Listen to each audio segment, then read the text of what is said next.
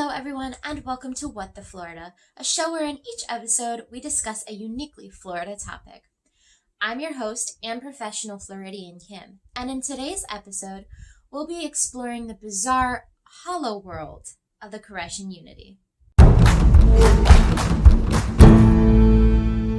So who were the Koreshan Unity? The Koreshan Unity were a religion of people who believed in cellular cosmogeny, or a concave Earth.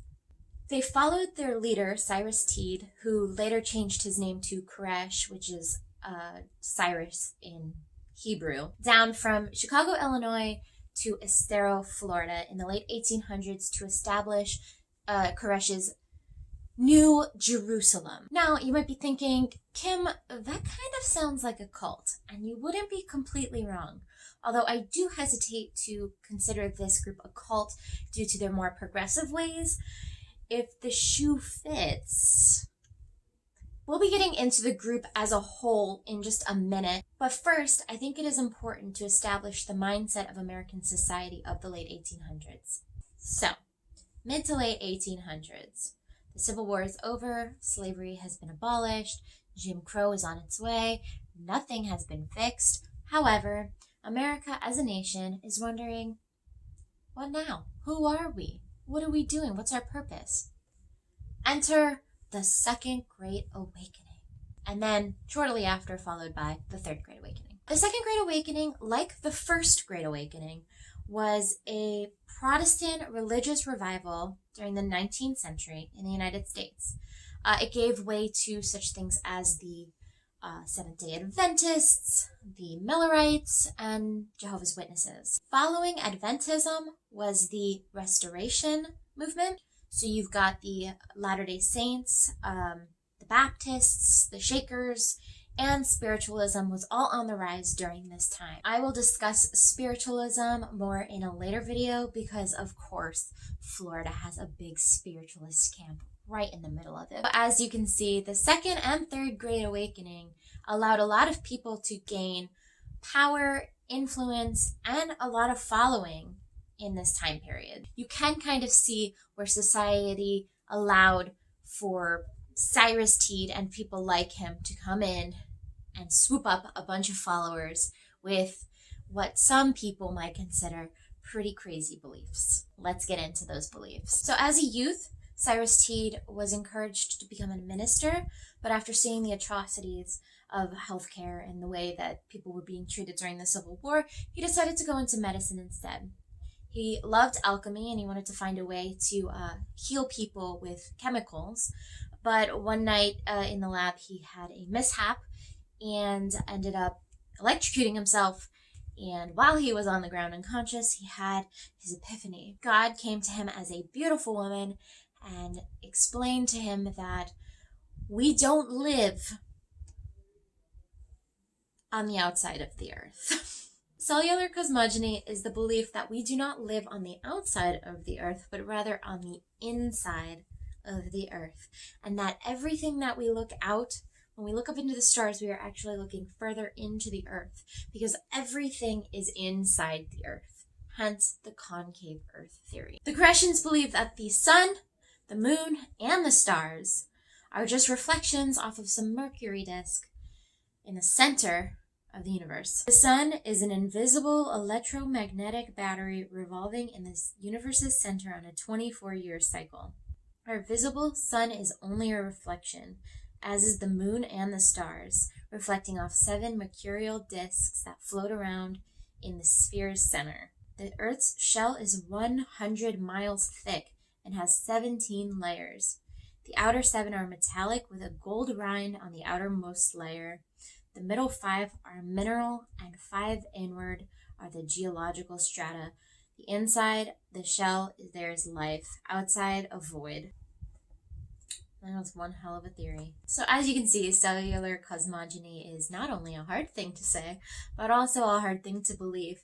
However, like I said, we set the stage with the Second and Third Great Awakening. There were a lot of beliefs popping up at this time, and people were so desperate to find the thing that that spoke to them most that Cyrus Teed actually had a considerable amount of followers. When Cyrus Teed moved the Koreshan Unity from Chicago to Estero, Florida, there was about 200 members who followed him.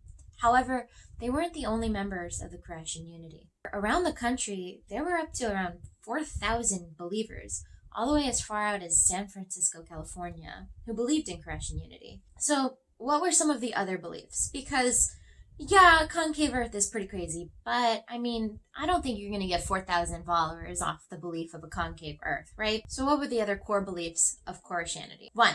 Reincarnation. People are reborn. Immortality.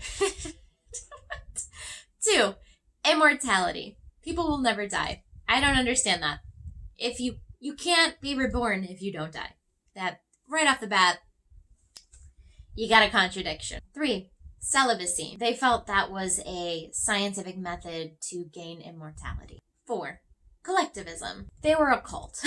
They all lived together and they worked together and they built up a community and nobody got paid, but everybody shared their resources. 5.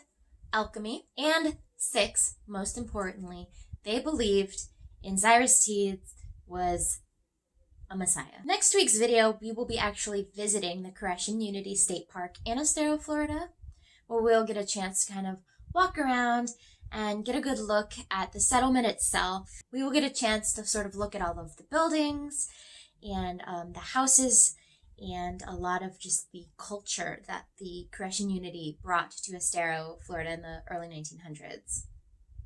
It wasn't the 10 million population utopia that Cyrus Teed believed in and hoped for, but it was pretty impressive.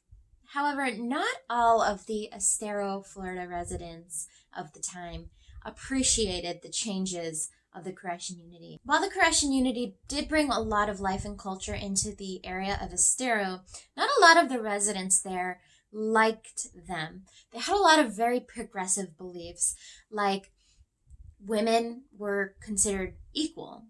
They were given the right to vote, and they were actually the leaders in a lot of ways of the Koreshan Unity. They had something called the Seven Sisters, and they kind of made all of the decisions for the community itself. Of course, when they actually left the Koreshan Unity settlement, they had a designated man to go out and be their voice, because in the early 1900s, women were not given that same sort of equal benefit. In 1906, the group created the Progressive Liberal Party, and they wanted to run several candidates against the Democratic Party, which, if you recall, back in the day, the Democrats were the more conservative party and the Republicans were more the progressive party at the time.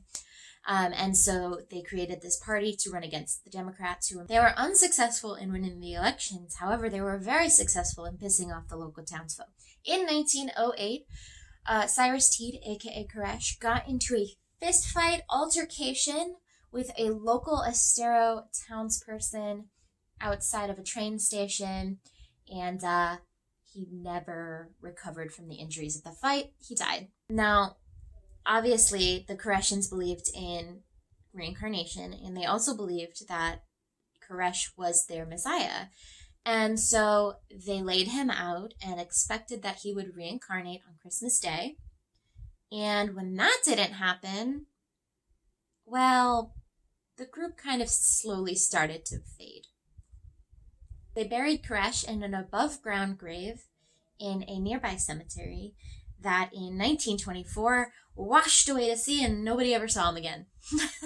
That was the end of that. Over the years, because the group believed in celibacy and therefore they didn't really reproduce, which is, I think, how a lot of religions maintain membership, is they reproduce and they raise their children in the religion and so on and so forth. But because the Koreshan Unity did not really have children, and it was kind of a crazy theory to believe in, gaining more and more membership was unlikely. By the 1940s, the Koreshan Unity was all but absolved. So in 1940, the very last person to join the Koreshan Unity joined. Her name was Hedwig Michel. I hope I am pronouncing that correctly. She fled Nazi Germany, and she actually heard about the Koreshans while she lived in Germany, and she fled in 1940 from persecution of Nazis and joined the Koreshans. She is actually the last remaining member. She is the one who signed over the land to the state of Florida to make it a state park that it is today, and she is the only Koreshan who is actually born within the settlement. We will see her grave next week in the Koreshan Unity settlement video. So that was the Koreshan Unity. We took a little bit of a deep dive into the culture of the time in America. We discussed Cyrus Teed's background. We got into cellular cosmogeny. We dove into the other weird beliefs of the Koreshan Unity. And we ultimately discussed the end of the Koreshan Unity. In next week's video, like I said, I will be actually at the Koreshan Unity State Park, and we will be checking out the whole settlement and all of the buildings that do still remain. Thank you guys so much for joining me on this deep dive into the concave and hollow world of the Koreshan Unity. If you liked this video, please give it a thumbs up and consider subscribing for more crazy Florida content coming up in the future. Down in the comments below, let me know what weird Florida thing you want me to check out next. I have a laundry list of things that I want to check out. However, I want to know what you want to know about Florida. Thank you guys so much, as always, for watching, and I will see you in the next video.